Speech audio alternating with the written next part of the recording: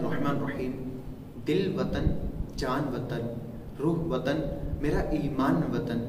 अल्हम्दुलिल्लाह 14 अगस्त आने वाली है और 14 अगस्त योम आज़ादी, योम पाकिस्तान है कि पाकिस्तान को 14 अगस्त के दिन आज़ादी मिली। और इस आज़ादी का पस मंज़र ये है कि इस आज़ादी में बहुत से लोगों की कुर्बानियाँ हैं, बहुत से लोग इस आज़ादी की जंग में शहीद हुए। यहाँ तक कि बहुत बड़े बड़े उलमाए किराम भी इस आज़ादी की जंग में शहीद हुए।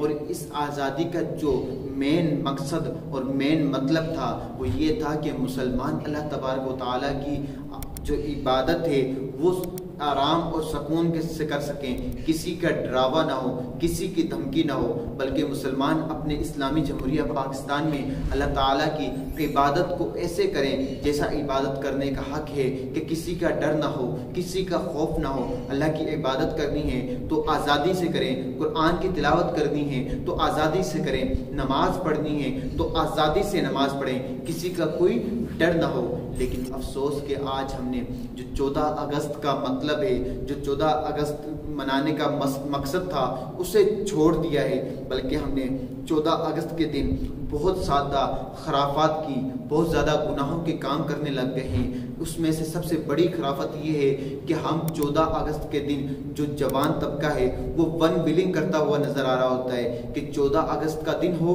और वन विलिंग की जा रही होती है। तो इसमें जो है वन विलिंग करने वाले की खुद की जान जाने का भी खतरा होता है, और जो आगे उसके सवारी जा रही हो उसमें जो सवार हों उनकी भी जो है जान जाने का खतरा रहता है। और वन विलिंग के साथ साथ यहाँ तक कि सिलेंसर को भी मोटरसाइकिल के निकाल दिया जाता है, और इससे भी मुसलमानों को तकलीफ होती है। और 14 अगस्त को भी, 14 अगस्त से पहले भी जो है बाजों को बजाया जाता है। देखें कि सॉन्ग बजाना, बाजे में एक सुर होती है, उस सुर को बजाना, इससे एक तो मुसलमानों को तकलीफ भी होती है और दूसरा ये बाजा बजाना गुनाह का काम है कि इसमें माल भी ज़ाया हो रहा है, और वैसे भी जो है एक सुर बनाना, एक सॉन्ग बनाना ये गुनाह का काम है, और इससे बहुत ज़्यादा खराफात पैदा होती हैं। तो हमें चाहिए कि हम जो 14 अगस्त है, योम आज़ादी है हमारी, हम इसे अल्लाह तबारक व तआला की शुक्र में गुजारें, अल्लाह ताला की इबादत करते हुए गुजारें कि अल्लाह तबारक व तआला ने हमें इस्लामी जमहूरिया पाकिस्तान दिया कि जिसमें हम अल्लाह ताला की इबादत को सुकून और इत्मीनान से कर सकते हैं। किसी का ना डर है हमें, ना खौफ है, बल्कि अल्लाह तबारक व तआला की हम इबादत वैसे करते हैं जैसे इबादत करने का हमें हक दिया।